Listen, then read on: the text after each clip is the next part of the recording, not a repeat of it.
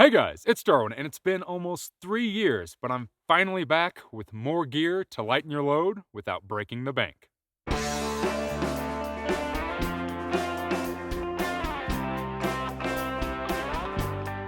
Alright, so it has been quite some time since I've done one of these videos.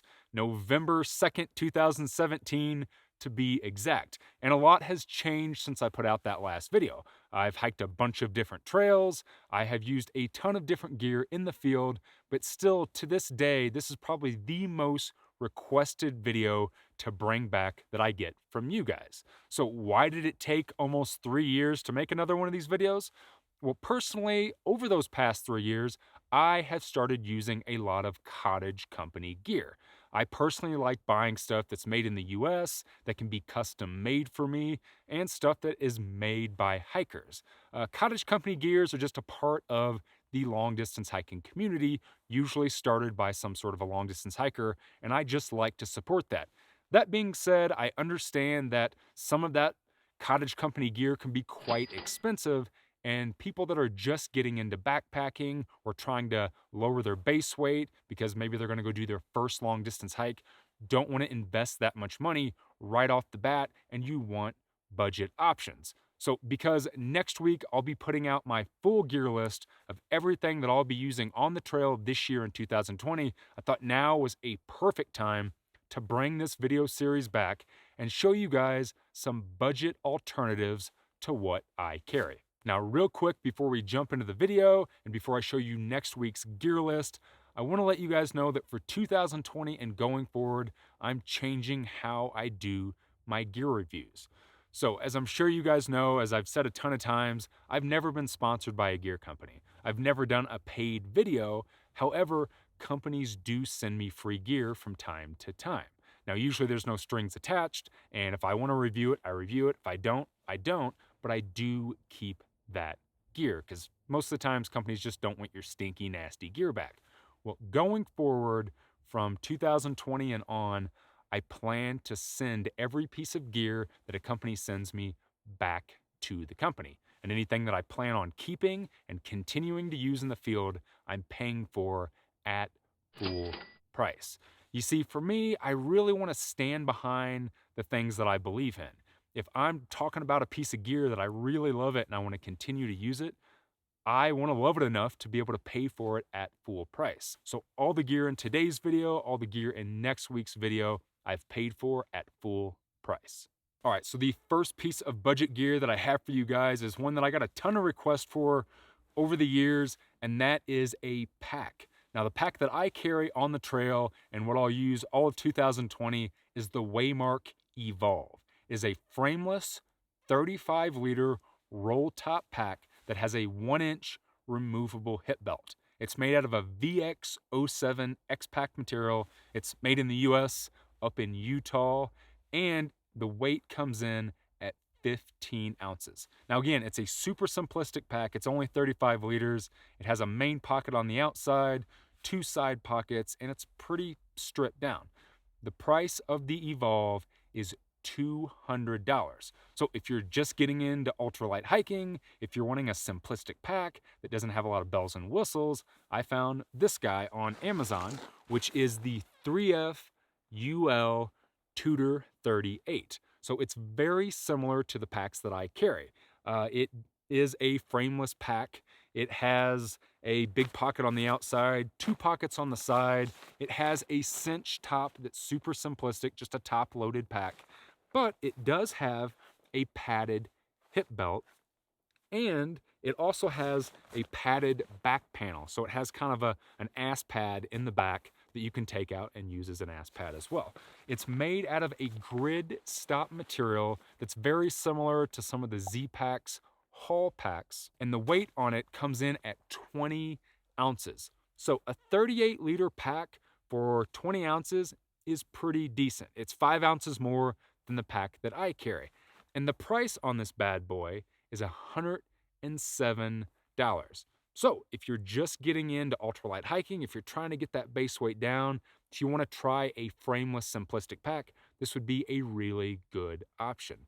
Now, I've taken it out a couple times on the trail just kind of for some day hikes, but I have fully loaded it down and it definitely has its quirks. It has some weird things that, honestly, if I was gonna buy it, I would probably alter. Like, it has this crazy long leash that straps the top down. It has a cinch, which I'm not a big fan of on the top versus a roll, and I'm not a big fan of the shoulder straps. So the shoulder straps, as you can see, are actually really, really close together. So I feel like over time that would kind of eat into my neck. Now, if you don't have a big thick neck like me, that might not be too terrible of a problem. But again, if you're just getting in to ultralight hiking, if you're trying to maybe do some longer distance stuff where you don't want to pack with a lot of bells and whistles, the 3F UL Tutor 38 would be a great option to start out with. All right, next up is something that is really important to me on trail and should be important to a lot of people, and that is a sleeping pad. A good sleeping pad can promote very good sleep on the trail, which will make you feel better in the morning to put in those miles.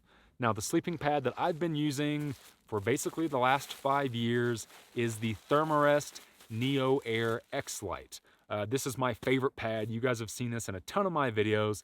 This is a large, so it's nice and wide, nice and long, and it comes in at 16 ounces. But being one of the most expensive sleeping pads probably on the market, it does cost $200. And if you're not wanting to invest that much, just getting in to hiking, I found another option on Amazon that I'm actually pretty impressed with, which is the Trekology Ultralight sleeping pad. This thing is actually decently long, decently wide, enough for me anyways. It is really thick. It's between 3 and 4 inches thick, and it only weighs 20.7 ounces for the pad. Now, it does come with a stuff sack and like a pump sack, but if you're just carrying the pad, 20.7 ounces is what? 4 ounces, 4.7 ounces heavier than my $200 pad. And speaking of cost, this thing is only $30 over on Amazon. Now, the disclaimer to that and the caveat to that is I could not find an R value rating on this pad when I bought it. So as far as its warmth, how warm it will keep you in low temps, especially if you're using something like a quilt, I can't speak to that. But at 30 bucks for 20.7 ounces for a really comfy pad, this would be a great option to get you started. All right, the next piece of budget gear that I have for you is something that I'll be basically living in over the next 2 months because I'll be on a really wet trail, and that is a rain jacket. Now, over the years, I've suggested a handful of rain jackets, and I even had an ultralight budget option in my last video that honestly wasn't that great. Well, the rain jacket that I typically use and what I've been using for quite some time is the Zpacks Vertice jacket. It has pit vents, a hood, it packs away in its own pocket, and a medium comes in at 5.6 ounces. Honestly, this is the best rain jacket I've ever used. It takes a really long time to wet this guy out, and it's been super dependable. That being said, it's crazy expensive, and this thing cost me $260. Now, I think that that's worth it, but again, I'm hiking thousands of miles every year. But if you're just going out for the weekend, if you don't want to really invest that much money in a rain jacket, I found this on Amazon, which is the Frogg Toggs Xtreme Lite. Now, Frogg Toggs has been making rain jackets for a long time, and you'll see a lot of people wearing the regular Frogg Toggs jacket as an ultralight gear option. The only problem with those jackets is they do kind of start ripping after not so many miles. I know people that have only put like 500 miles on them until they just started shredding. So the Frogg Toggs Xtreme Lite jacket is made out of a little bit of a thicker material, and it has some nicer options. It does have Velcro cuffs, it has a cinch at the bottom, and a really nice Velcroed hood. And a medium only weighs 7.4 ounces. So for a budget rain jacket that you can basically pick up at Walmart or on Amazon, it's pretty insanely light, and the price comes in at $40. So again, I really love my Vertice rain jacket because it's been so dependable and it's just been good to me in the field. But if you can't swing that high price tag, this would be a really good option for 40 bucks. All right, the next piece of gear is something that everyone should be carrying on the trail at this point, and that is a trowel or poop shovel. This is my Tent Labs Deuce of Spades trowel. Practice good, leave no trace, people. Dig a proper cat hole. Carry a trowel. This thing only weighs 0.6 ounces and it only costs $20. So $20 is already pretty cheap in the grand scheme of things, but if you're one of those people that are like 20 bucks for a little shovel that I can just do with a stick, fine, I hear you. I found this guy, which is the UST-U Dig It, and it only cost $10, and it weighs the exact same amount as this guy. They're basically the same trowel. They have a little bit of a different cut, but aside from that, they both weigh the same. This costs half the price of this. So please pick one of these up. Please practice good, leave no trace when you're in the field, and dig a proper cat hole for your crap. It's only $10.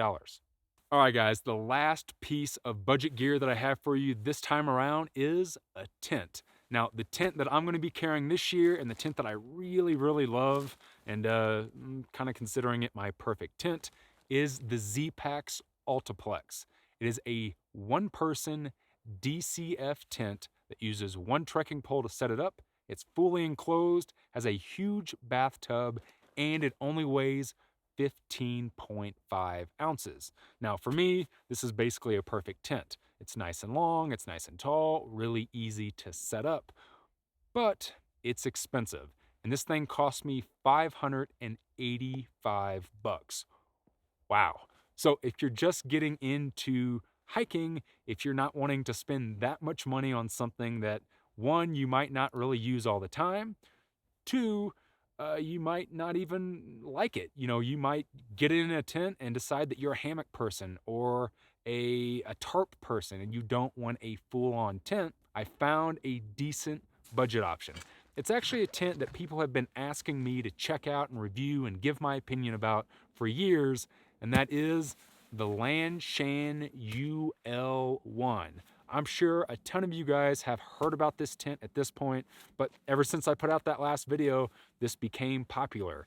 First with the Lense UL2, and now the one. So just like my Zpacks tents, it uses one trekking pole, it's fully enclosed, it has a bathtub, one door, and a vestibule, and this thing is actually double wall, which means that the netting and the tarp are completely separate. It's made out of some sort of ripstop material. It obviously packs down pretty small, and it only weighs 1 pound, 13 ounces, which is light. It's still heavier than the tent that I carry, but for its weight, it only cost $120.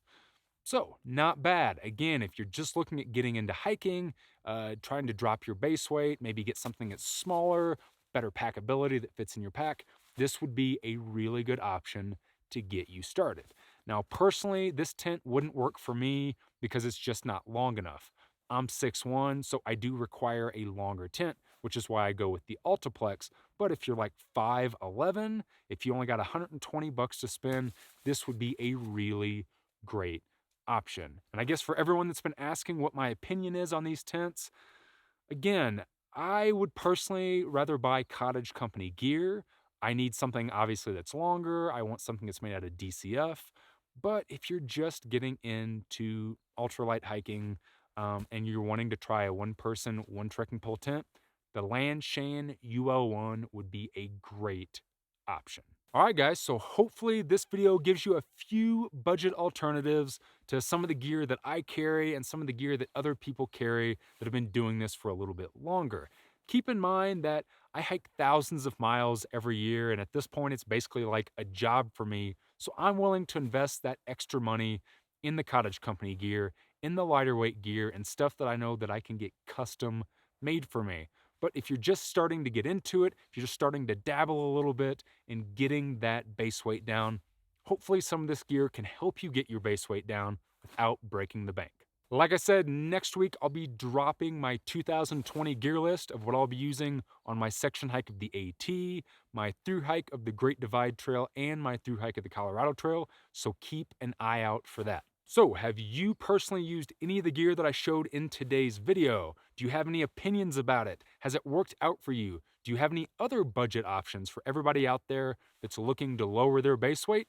Leave us something down below and let us know your thoughts. If you found any value in this video, go ahead and hit that like button. Subscribe to my channel if you haven't already. And as always, guys, thanks for watching.